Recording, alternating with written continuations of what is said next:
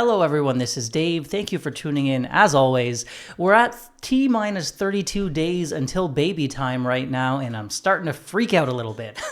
That's not what we're here for today, though. Today we'll be talking about Rocket Lab's Q3 results, reviewing all that information they did provide us, and talking about the quarter and what we're looking for going forward. So thank you to everyone who did tune in during my live stream of the earnings call. It was very successful, and I appreciated all you guys watching it with me. And by the way, I did get a new microphone just now, so let me know if this sounds any better. I probably need to tweak the settings and stuff like that, but excited to have a fancy new mic. Okay, please do hit like and subscribe if you haven't already, and with that out of the way, let's dive into Rocket Lab's Q3 results. So, the headline numbers were received quite well. The stock was up pretty big after hours during earnings day. We had highlights and articles like Rocket Lab posts record third quarter revenue and launch backlog, Rocket Lab momentum poised to accelerate on blowout earnings, Rocket Lab reports record Q3 revenue growth, and everyone seemed pretty happy overall. Now, of course, they did announce a delay to Neutron, but that seemed to be met mostly with a shrug and investors just continuing to feel bullish about the company. Of course, since then, it has experienced a massive sell-off despite the great news. Looking at the 5-day chart, and the earnings call was about here, we did have that big run-up, followed quickly by a massive sell-off, and things starting to bounce back a bit today, luckily. I think this is mostly just driven by macro market factors as opposed to anything Rocket Lab specific. I feel like all the stocks that have had a great run over the past several months and enjoyed, massive outsized gains are the ones that have gotten hit the hardest, and Rocket Lab definitely not immune to that right now in kind of the downward overall market sentiment. But in terms of the company's performance, everyone was pretty happy with how that Q3 results turned out. And yeah, just another chart here of the NASDAQ showing that it has dropped as well over the past 5 days or so. Talking about the high level numbers, first of all, revenue was $155 million in the quarter versus the guidance of $145 to $155 million. So at the very tippy top end of their guidance. And we do know they only had 4 launches in the quarter. So if they had squeezed in that extra launch they had been expecting, that would have been a big beat. So pretty happy with how that top line revenue number came out. Perhaps even more importantly, though, is GAAP gross margin. We did have a 37% number versus the guidance of 35 to 37%. And when they released that guidance, I was shocked because I thought it was a lot higher than I was expecting. So the gross margins on their revenue are improving quite rapidly and is incredibly encouraging. So that gets another check mark from me. Adjusted EBITDA, a little bit of a different story now. They did come in with negative $26.3 million versus the guide of only negative 21 to negative 23. So that a little bit worse than expected. And I think this is just really higher Neutron spend, especially given the delay on Neutron. They're continuing to spend more on it than they expected. But it's a big, important program and will drive a ton of revenue growth in the future. Rocket Lab has a massive cash balance that we're going to get into a bit later, so I don't see any worries around liquidity, and not too upset about a little bit higher adjusted EBITDA losses than expected. And yeah, everyone else mostly agreed. Everyone seems fairly happy with the numbers from what I've seen so far online. Q4 guidance is also great, though. Revenue between $170 to $180 million. This $155 million that we got in Q3 was a record. So they're guiding for a new record high in revenue. So a substantial increase there as well. GAAP gross margins should be up. It's between 37 and 39. So at the low end, it would be a repeat of Q3. At the high end, we're looking at a new record once again. I generally trust Rocket Lab to hit their estimates, so I would be shocked if it doesn't come in at least 38 and likely, at least 38 point something, closer to the 39 on that end, because they just always seem to hit their numbers, unless you're talking, EBITDA, net income, that kind of stuff. But on the margins and revenue, they seem to be very consistent. Now they are guiding for an adjusted EBITDA loss of $23 to $29 million. That is an increase from the prior quarter, which was already higher losses than they had been forecasting, as I think a lot of this is just, as I said, due to Neutron being delayed and requiring more spending to get it going, and staffing and all those kind of things, testing, all that. They did share some pretty nice charts here.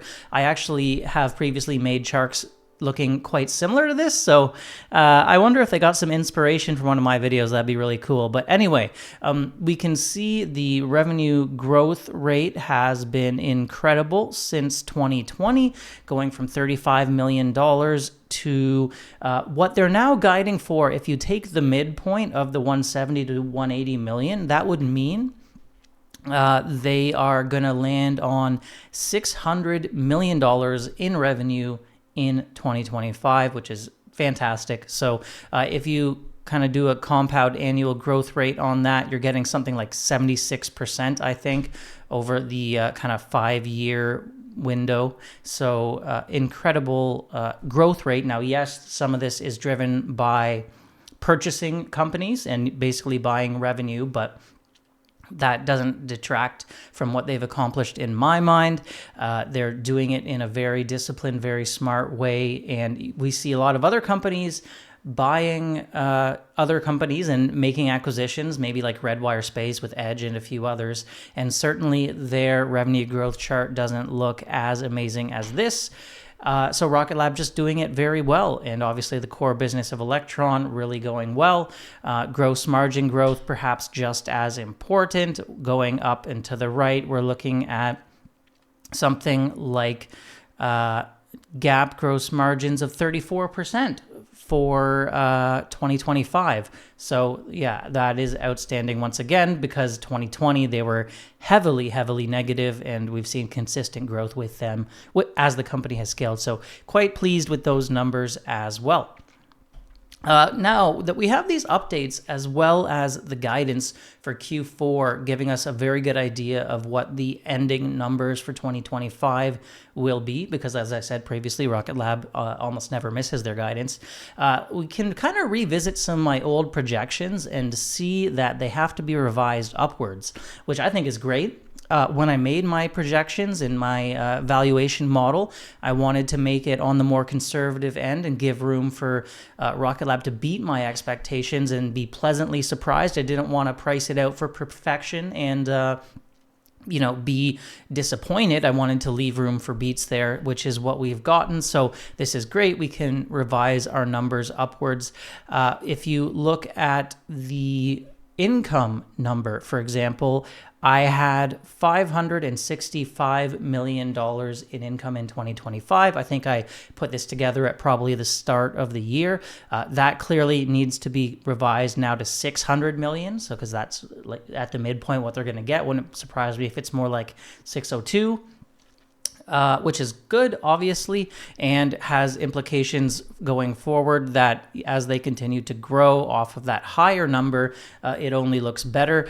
Similarly, the gross margins, I had 30%, which is clearly way too low, because we've seen now in the quarters 38% Q4 gross margin in the middle, 37 in Q3, 32 in Q2, and Q1 having 28.8%.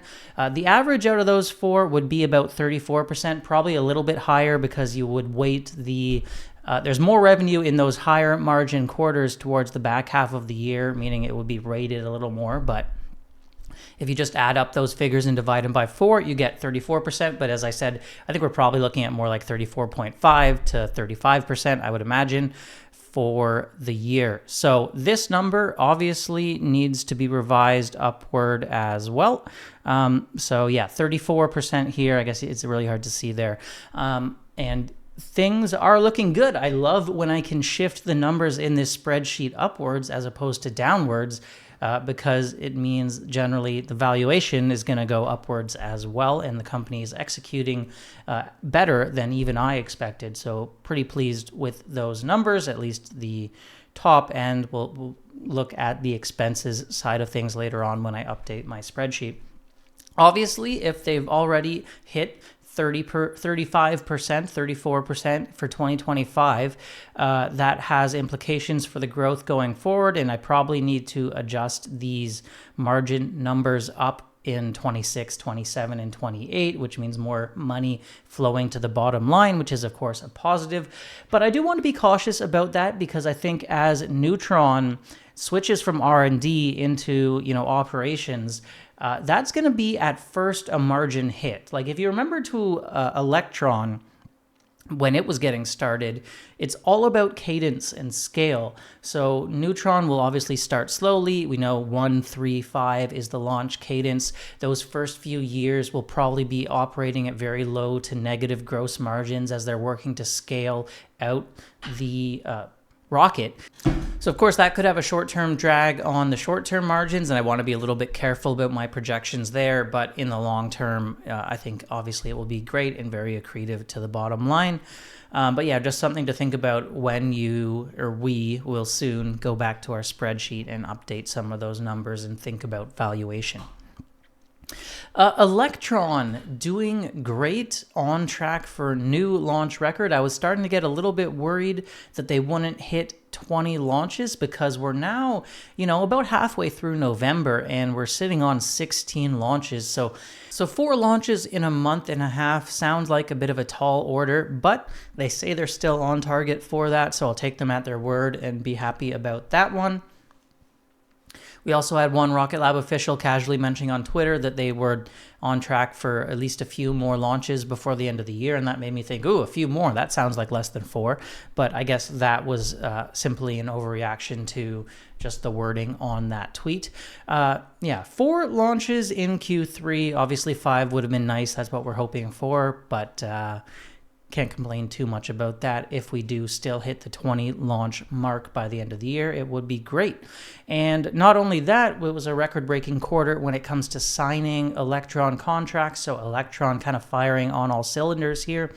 17 Electron launches signed just in Q3. So if you think about a launch rate of 20 per year, signing 17 in a quarter is quite bullish in terms of continued growth beyond that 20 going forward. Because if you're going to be signing 17 per quarter, obviously eventually you're going to be launching 17 per quarter. This might have been a bit of a lumpy quarter, and that we shouldn't always expect them to sign 17 in a given quarter, but still a very good sign nonetheless. And the backlog on the launch side of the business, as high as it's ever been now, at over $500 million. Of course, that includes a couple Neutron launches, but still pretty pleased with the progress on Electron. Now, backlog is one of the few places where I do have a few, maybe concerns is not the right word, but I do wish it was a little bit stronger, even though I understand why it is where it is. So the backlog is now $1.1 billion. This has been flat for about 3 quarters now. And obviously, I do like to see that backlog continuing to rise along with the top line revenue numbers rise. Although the fact that the backlog has stayed pretty flat as those revenue numbers have increased substantially this year is pretty good as well. And another thing I do want to point out is that the Geost acquisition closed in this quarter, so you have to think that company had their own backlog, and that backlog got added to Rocket Lab's backlog, meaning the backlog of the rest of Rocket Lab's core business, probably maybe was even down a little bit if you assume Geost had a decent backlog of at least 100 million plus. That's just what I would imagine. We haven't really got the numbers of Geost broken out like that as of yet. And of course, they say that 57% of their ending Q3 backlog will be recognized within 12 months. So you can kind of do the math on that to get an idea of a baseline for how much revenue they might make in pretty much 2026 at this point. I guess that number would have Q4 in it, so Q4 to Q3, but gives you a great idea going forward. So they do say in the call, additionally, we can see the benefit from relatively quick turn business across launch and space systems components to drive incremental top line contributions beyond our 12-month backlog conversion. So in layman's terms, they'll probably get some contracts signed and deliver and get revenue on them within that next 12 months. So it would be not included in the number of that current backlog. So it's not like the cap of what they will make in the next 12 months. It's more of the base is how I would think of it. As I said previously, I do desperately want these awards to be announced and have been looking for it for ages. This will be if Rocket Lab lands SDA Tranche 3 tracking layer, the largest contract in the company's history by a pretty wide margin. So this has been delayed by government shutdown. They highlight it right here. There's been some articles talking about how some of that money was taken to help pay for the troops during the shutdown, and that needs to be made whole again before the awards can be given out. So that can take some time. Disappointing that this has happened, but it is what it is. Beyond that, Rocket Lab hasn't been too impacted by the shutdown, luckily, but just something we have to continue to wait for. I was really hoping we would have this to celebrate by this earnings call, and we may have if it wasn't for the shutdown. In terms of the Tranche 2 transport layer they're currently building out of, the agency has declared their component systems and software mission ready, advancing Rocket Lab to full-scale production. And they did talk about in the call that the revenue rec rate for this contract would be something like, oh man, I can't write with a mouse, 10, 40, I'm not even going to try, 10, 40, 40, 10. So over 4 years of the life of this deal, you'd have 10%, then 40, then 40, then 10. So hopefully they'll be moving into the meat of this $500+ million contract pretty soon and getting, quite substantial revenue coming from that one. Continuing on with my projections, I thought it'd be interesting to zoom in a little bit on next year, where I had $900 million in revenue down there.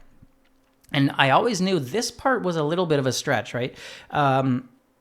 Maybe this was a little high even from the beginning, but let's do some quick math here. So 57% of their $1.1 billion backlog gives you about a $627 million per year run rate over 12 months. Now, obviously, that number is not perfect because it includes Q4 of this year and not Q4 of next year, so there could be some room for improvements there. But that's kind of our baseline for 2026 is what I'm thinking about, $627 million, plus incremental deals within the year at the component level as well as launch level could help out a bit. So maybe that could bump it up to, say, I don't know, 700 million. It's hard to know for sure.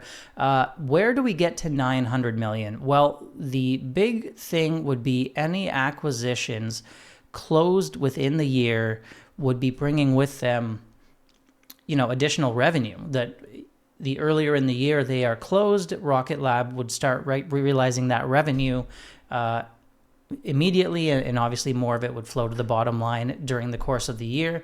Rocket Lab has said that they exited the quarter with over $1 billion in liquidity, and this is the quote about M&A. As for what's next, we've built up our dry powder for future M&A with more than $1 billion in liquidity, following our at-the-market offering program implemented in September. And by the way, they still had a bunch of money remaining on that program, and obviously we're well past September now, so it's highly possible they even sold more stock before this crash happened. And the current level of liquidity is significantly above $1 billion, even though exiting the quarter it was at $1 billion. That would be nice to see if they had done that. I think they've been pretty smart and strategic about raising capital at these elevated market caps for the company. So They said it was a very strategic move to lock in capital that will allow us to act quickly on some of the exciting opportunities in the pipeline. That's talking about the M&A pipeline. We're not ready to reveal the details of these strategic plays just yet, but I can assure you that the pipeline is active. So seems very clear that they're planning some acquisitions. Would it be enough to bring that, call it $700-ish million number up to 900 million? Maybe not. Maybe 900 is a little bit too aggressive, and that's a number that needs to be dropped a little bit. But on the other hand, if you look at the history of Rocket Lab, compound annual growth rate, like, really massive. So going from 600 to 900 is not like out of the realm of what they've achieved historically. So I wouldn't count them out yet either. Let me know what you think down below would be a reasonable number for Rocket Lab's 2026 revenues. Anyway, another item to keep in mind as they raise this capital is that dilution still happens. They exited Q2 with like 511 million shares outstanding, and I think now we're looking at more like 522 million. I'm totally okay with them diluting us a little bit, especially at these high levels like they've done, to further the overall mission, grow faster, and I think overall they've done it quite well, and it's certainly been worthwhile for the shareholders. So I don't have a ton of concerns at the dilution, but it is something that we do want to track and keep an eye on, because it is very real, and sometimes people avoid mentioning it. So talking next about the big news of the day, which is the Neutron delay. I sent out this tweet right after the earnings call. It was a little bit of a joke, really, more than anything, but Rocket Lab announces substantial Neutron delay and stock opens upwards 5%. Peter Beck is a practitioner of black magic, confirmed. I just thought it would be kind of funny. I actually took a fair bit of flack online about this, which shouldn't be shocking given that it is Twitter or X and everyone takes flack for everything online. But I do want to clarify my thoughts about this delay a little bit and the wording the company did release, because a lot of people just saw Q1 and think that means, okay, it's going to launch in Q1. But look at what they're saying. This is the quote. Updating our Neutron schedule that has the rocket arriving, and I've even underlined arriving, at Rocket Lab Launch Complex 3 in Q1 of 2026, with the first launch thereafter pending the successful completion of the vehicle's qualification testing and acceptance program. So I saw a lot of people out there saying, okay, the launch is going to happen in Q1 now, and I would argue that it's almost guaranteed to not happen in Q1.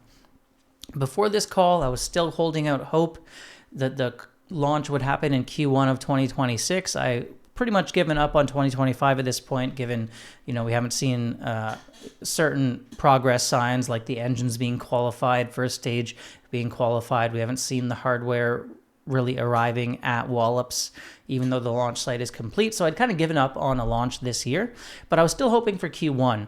And to me, that's now out the window if the rocket pieces are not yet arriving there until Q1. It may not even be till February or March of Q1 that they arrive at the site. And then things have to be assembled. And we also have a lot of milestones that need to get checked off.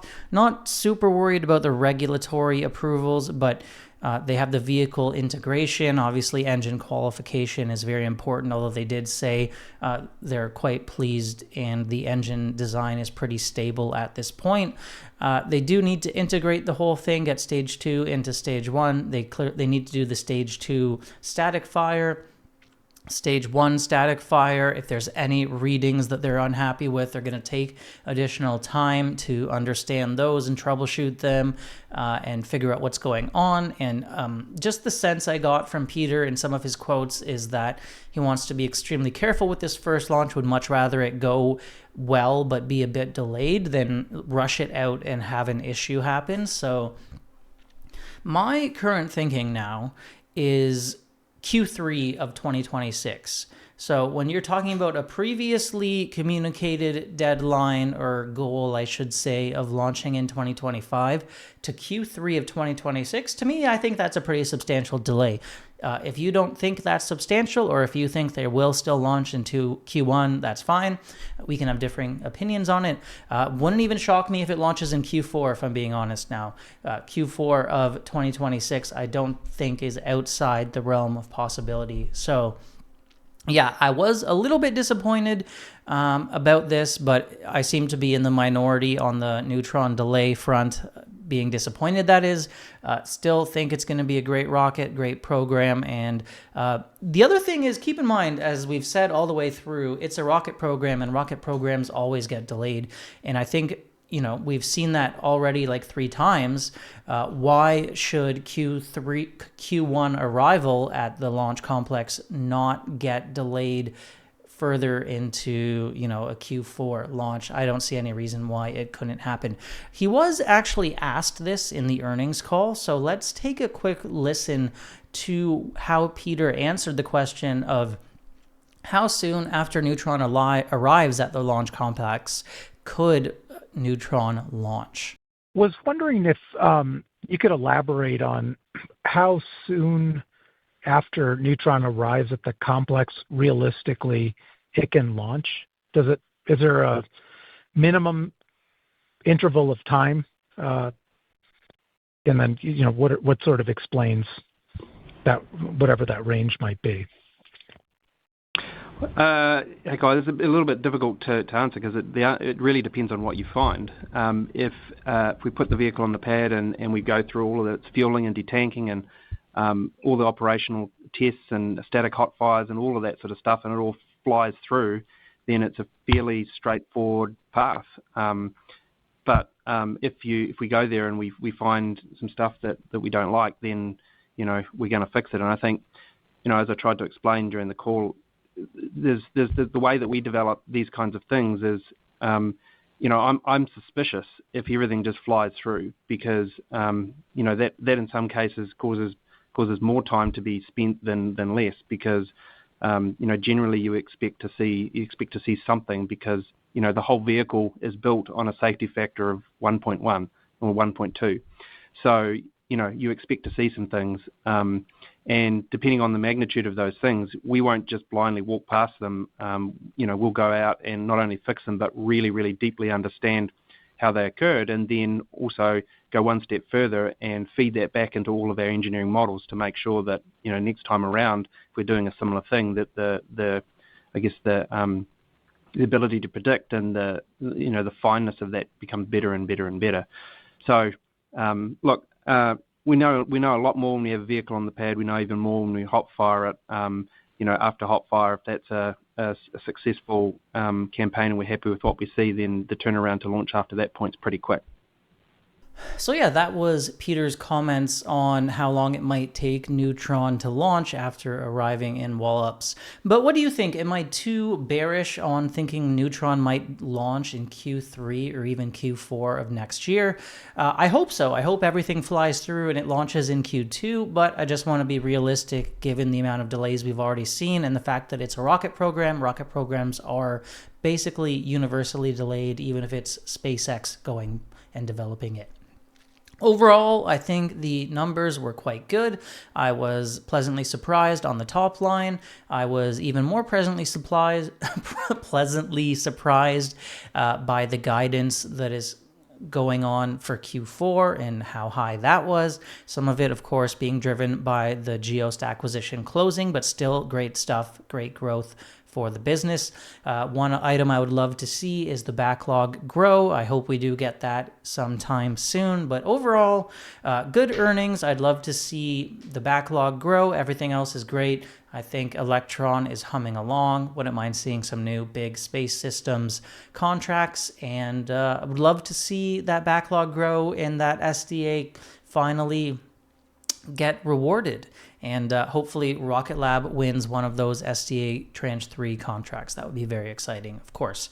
Let me know what you guys think. When should Neutron launch? How are you feeling about the numbers? Are you adding? Are you selling? Are you, selling covered calls, anything like that. Love to hear down below. Thank you so much for watching if you made it to the end. I hope you do have a good day and a good rest of the week. I'll see you soon for the next video. Bye for now.